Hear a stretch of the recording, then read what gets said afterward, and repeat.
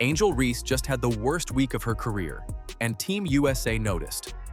1 for 12 shooting, 6 blocks against her, and a locker room that's reportedly done with the drama. But here's what nobody's talking about yet. What she said when she found out Caitlyn Clark got named captain over her? 4 words, and they tell you everything about why she's likely getting cut. We'll get to that. First, let's break down exactly how bad this week really was for Reese, because it's worse than you think. From her horrible All-Star game performance to getting owned by the Washington Mystics. Should Reese get a permanent ban from Team USA? Let me know down in the comments below. Angel Reese, part 30! Give her a bath, she's dirty! Let's get it! Bang! She was 1 of 12 in this game, all for the pain, horrible! Bang! Every time she plays, it feels like Christmas morning. What did she get me today? Never disappoints. Bang! Now what this video is missing right now, how about a pray up into a me bound? There it is! Bang! Angel Reese going 25 and a 70. She got that flexibility of a steel pipe. Bang! Hang it in the loo, baby! A'ja Wilson blocked Angel Reese without even leaving the ground. She just stood there, raised her arm, and swatted the ball like Reese was a kid trying to dunk on a 9-foot hoop. That clip spread everywhere within hours, way faster than anything from the actual box score that night. And that's the problem for Reese right now. The plays that stick aren't the good ones. People aren't clipping her rebounds or her putbacks anymore. They're clipping the moments where she looks lost on a basketball court, and All-Star Weekend gave them plenty to work with.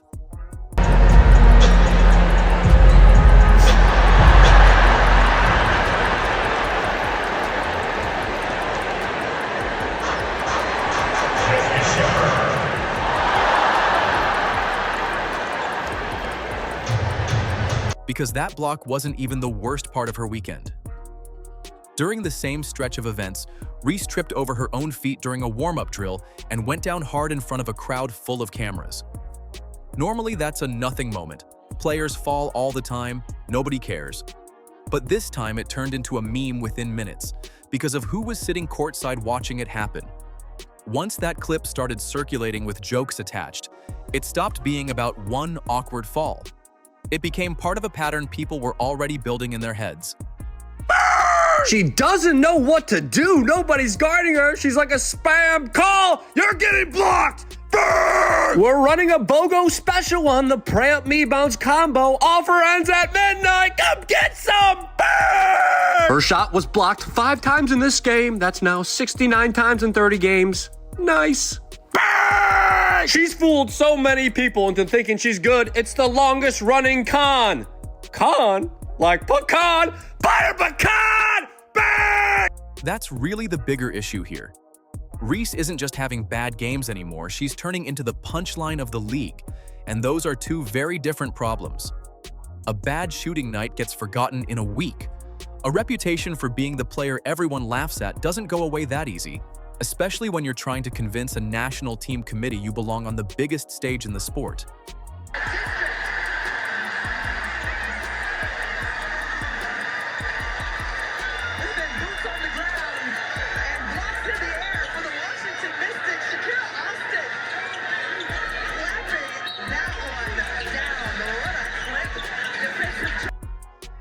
And then, the Mystics game happened, and suddenly nobody wanted to talk about betting rumors or viral falls anymore. Basketball people started talking about basketball because what they saw on that court was hard to ignore. Reese went 1 for 12 from the field. 6 different blocks landed on her shot attempts in a single game, which isn't just bad, it's historically bad. The kind of stat line analysts pull up when they're talking about the worst individual performances in WNBA history.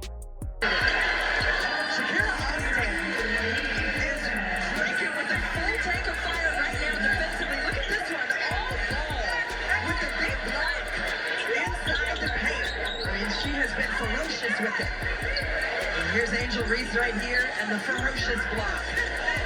Big time discipline, no body contact, all basketball on that play. Shakira Austin met her at the rim over and over and just took the ball away clean.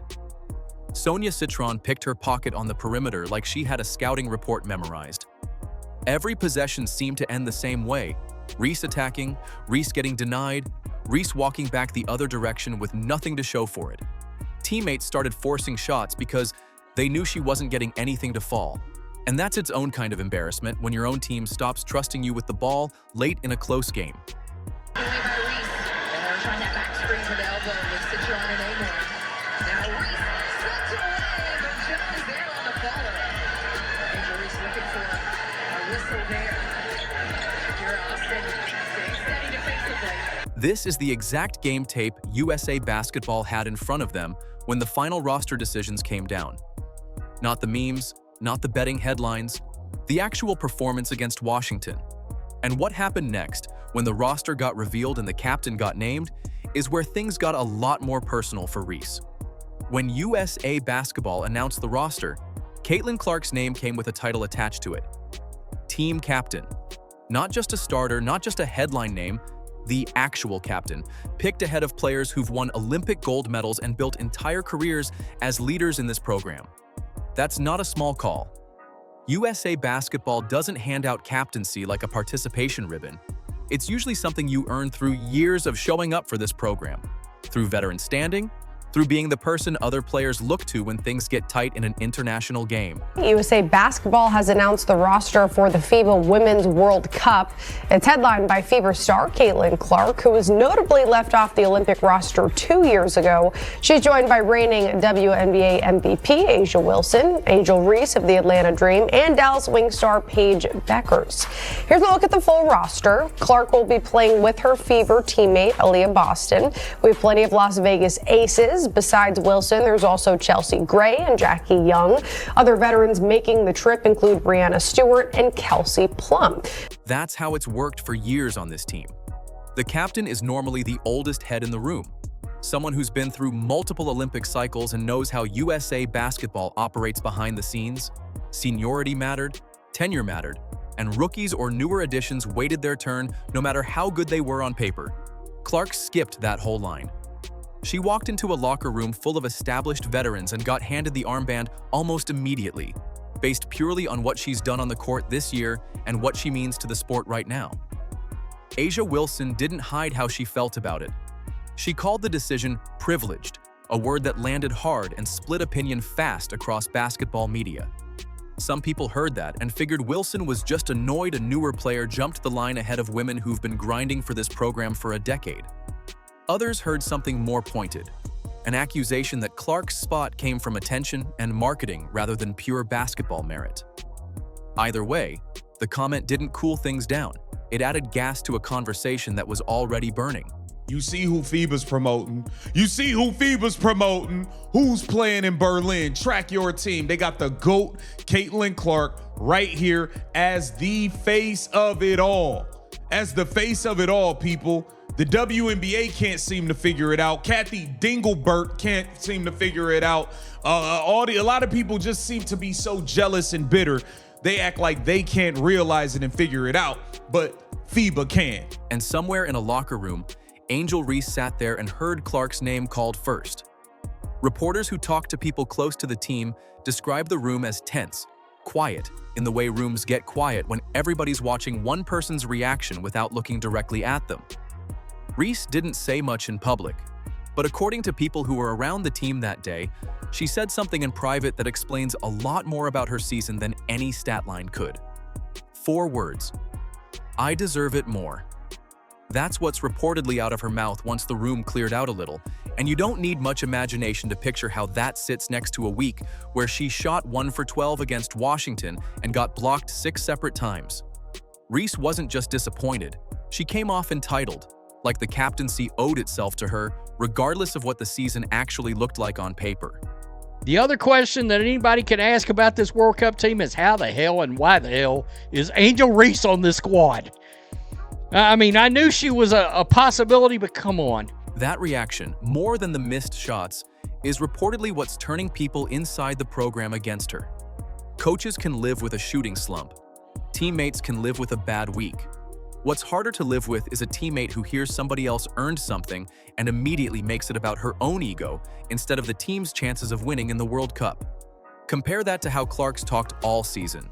Every time reporters push her to take credit for a big number or a big win, she turns it back to her teammates, to the system, to whoever set the screen or made the extra pass.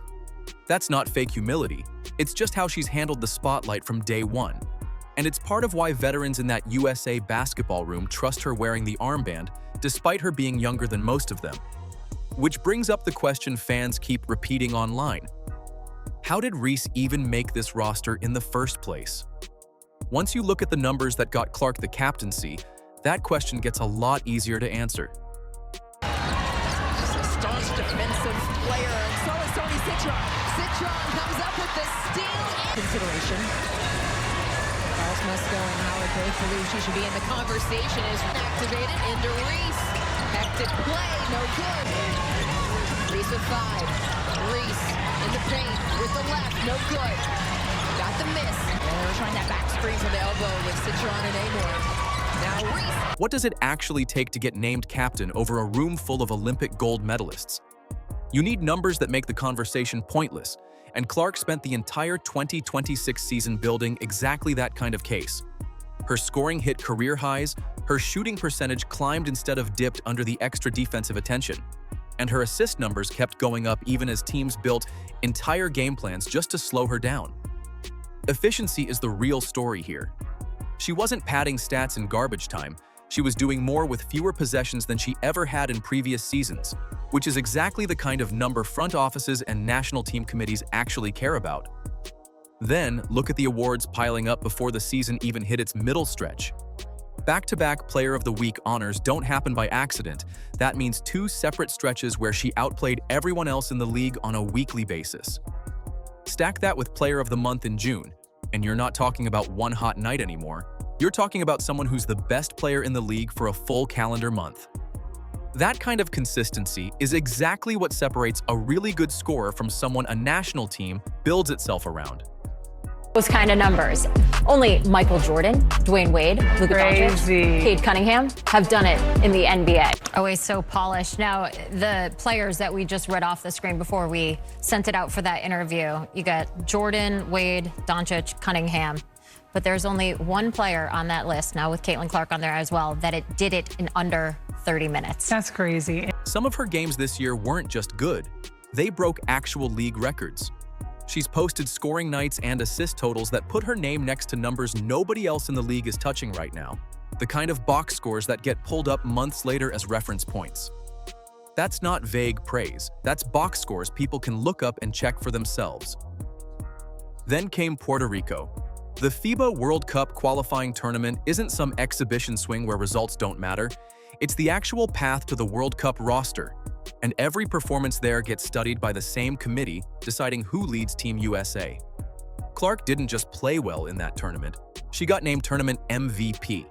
And along the way, she set 14 separate records against international competition that plays a completely different style of defense than anything in the WNBA. MVP of the tournament is none other than Miss Caitlyn Clark. It's undeniable the impact she's made on women's basketball, and here in Puerto Rico had quite the showing. Her debut with the senior team, the double-double with both points and assists. And in her senior debut, she wins the TISO MVP at the FIBA Women's Basketball World Cup qualifying tournament here in Puerto Rico. 14 records in one tournament is the kind of number that ends debates before they start. That performance fed directly into how USA Basketball built its roster and decided who wears the captain's armband, because a committee watching a player dominate international competition at that level isn't going to hand the leadership role to someone coming off a 1-for-12 night against Washington. The Puerto Rico tape did a lot of the talking before the actual roster announcement ever happened. There's also the business argument, and it's not just marketing talk.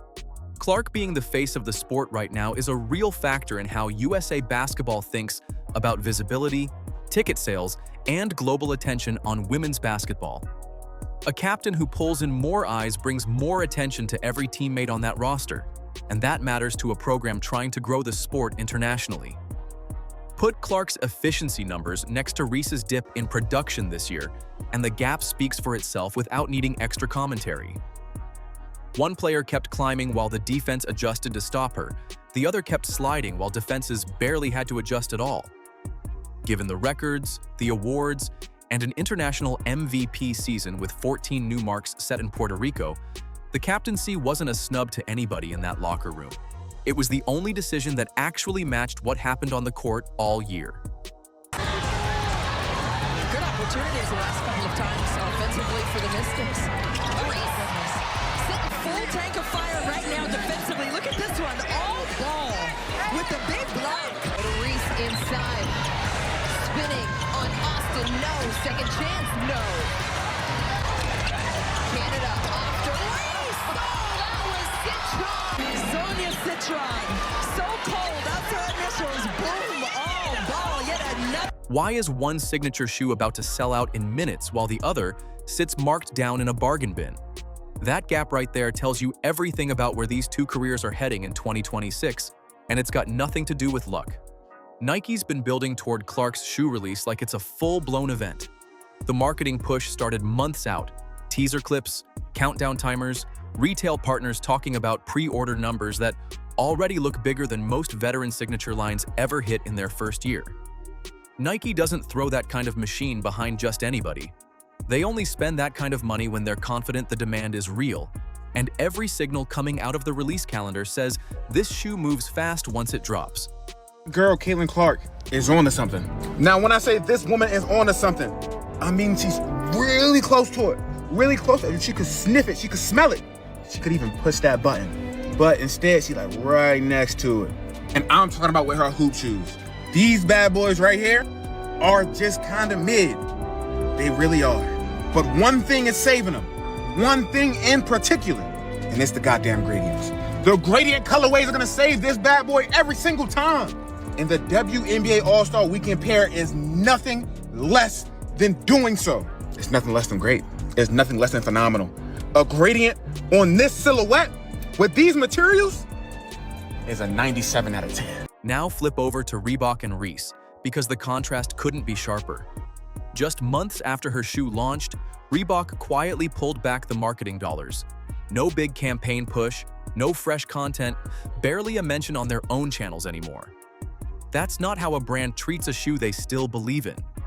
That's how a brand treats a product they're trying to let fade out quietly without a formal announcement that admits it didn't work. Look at where the actual numbers sit, and the picture gets even worse for Reese.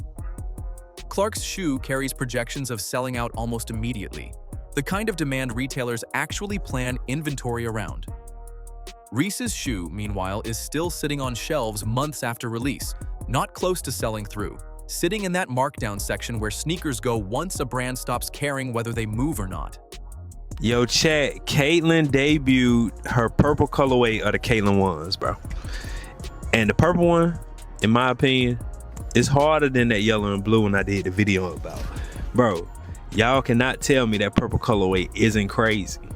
And I feel like these Caitlyn ones gonna go crazy when they start hooping in them, bro.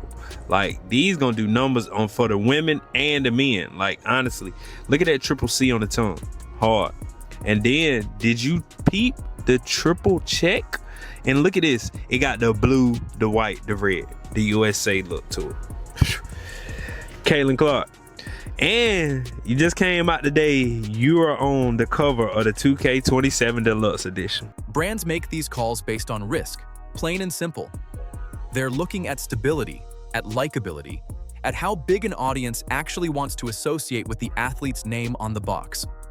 Right now, every piece of that calculation points toward Clark and away from Reese, because one player brings predictable, positive attention, and the other brings headlines that make marketing departments nervous every single week. It's fair to ask if her stalled shoe deal is a direct result of being labeled the most toxic player in the league. The controversies keep stacking, the reputation keeps hardening, and at some point, sponsors stop separating the player from the noise around her. And that jealousy over Clark's captaincy? It's not just playing out in a locker room anymore, it's playing out in real sales numbers too. Reese watches Clark get the armband, and now she's watching Clark's shoe get the marketing budget she used to have access to. Same emotion, different arena, same result. Well, like, obviously, it's really, really cool. Like, I probably was never a kid that grew up thinking that this was going to be in the cards for me. Like, I loved, you know, wearing whatever Nike shoe it was growing up. I remember my first pair of Jordans, like pink Jordans that I had. And I remember my very first pink pair of Nike basketball shoes that I also had, just like the very basic model. It wasn't anybody's signature shoe or anything, but for myself to be able to have a signature shoe and, you know, for young boys and young girls to be able to, you know, hopefully want to wear it and be able to put it on and, you know, dream. You don't have to be a basketball player, but dream to achieve whatever you want. And I think that's what I hope people feel when they put the shoe on. And also that's really comfortable and it looks pretty cool. There's real irony in this. Reese keeps generating headlines through drama, through falls and blocks and locker room leaks, while Clark's headlines are the ones actually selling product and building a business empire in real time. One name trends for embarrassment, the other trends for commerce, and companies notice which kind of attention actually helps them. Once the sponsors start pulling away like this, it stops looking like a shoe problem and starts looking like a roster problem too. If the brands don't want her, how long before Team USA feels the same way? Reese's spot on this roster is reportedly hanging by a thread, and everything points the same way. The airball nights, the "I deserve it more" comment, the shoe deal nobody wants anymore. None of that happens in isolation. This isn't about one bad week. It's what happens when talent alone stops covering for bad habits and worse attitude. Meanwhile, Clark, Cunningham, Hull, Boston, Mitchell, and the Fever Core roll into the 2026 playoffs with real momentum, real records, and a captain who earned it. Reese watches from the outside, wondering how it slipped away. Should Reese get a permanent ban from Team USA? Let me know down in the comments below. And don't forget to like, subscribe, and turn on all notifications as we're bringing you all the action and top stories. Click the video on the screen, and we'll see you in the next one.